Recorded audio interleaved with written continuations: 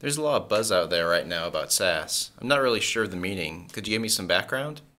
Software as a service, also known as SaaS or cloud computing, typically means software that is a hosted service and is accessed over the internet.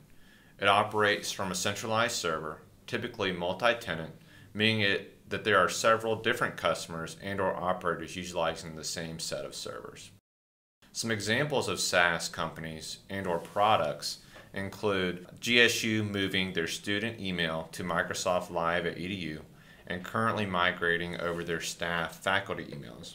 Another very large and well-known SaaS vendor is Salesforce.com, an online CRM system utilized by many companies for tracking and reporting sales numbers and forecasts, as well as managing client relationships and preferences.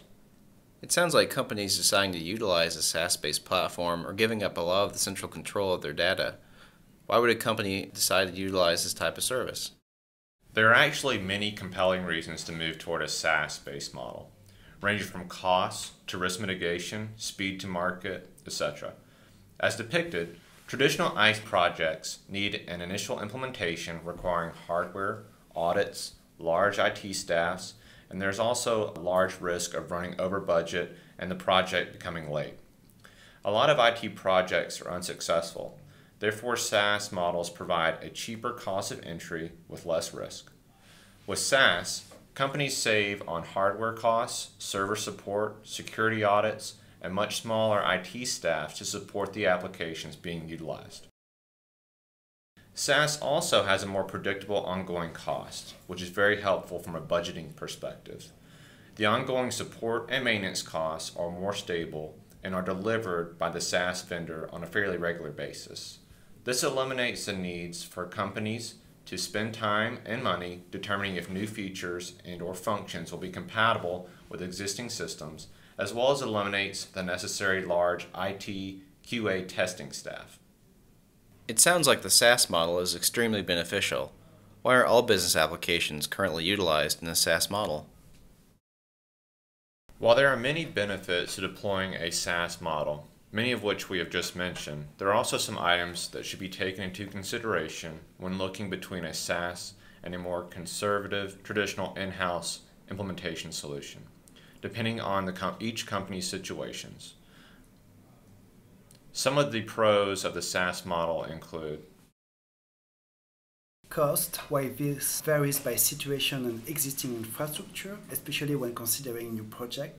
SaaS is generally less expensive because there is no need to purchase new hardware, software licenses, and maintenance of a new system.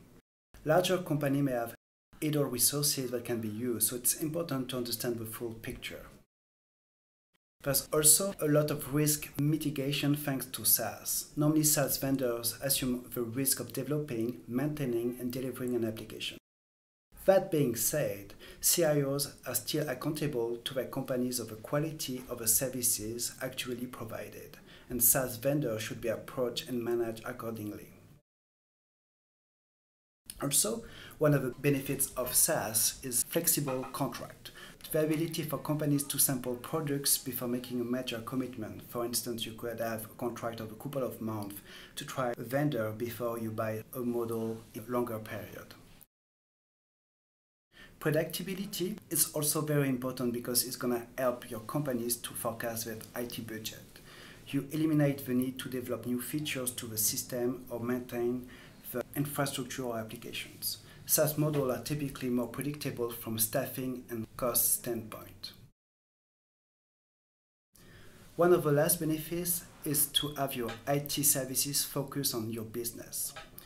Ability to free up existing IT staff to focus on delivering new technologies and projects that add value to the business versus focusing on maintaining commodity services such as email services, phone system, etc. There are some disadvantages to be considered when looking at SaaS. A standard product for all customers. SaaS offers limited customizations options. Companies may instead be required to change their internal operation to work within the scope of the system. Scale. Most SaaS companies focus on small to mid-sized businesses.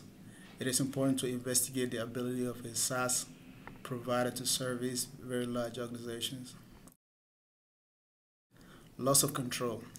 Unlike operating its own systems, companies using SaaS have less ability to control when new features are released and how the data is stored and accessed. Safety of the data. It is important to understand who has access to data. For instance, companies may be protected by US laws, but data may be stored offshore. Enough due diligence is important to fully grasp how the data can be accessed. There are both pros and cons to consider when looking to move to a SaaS model. It is not perfect for all situations, however, it is still relatively new to the marketplace, and advances are being made constantly to improve its usability across all business sizes.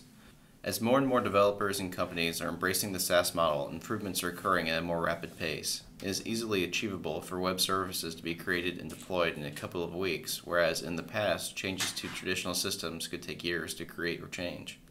We also expect for more and more SaaS companies to integrate their functionality with each other, allowing for much more flexible systems to end users and higher adoption rates.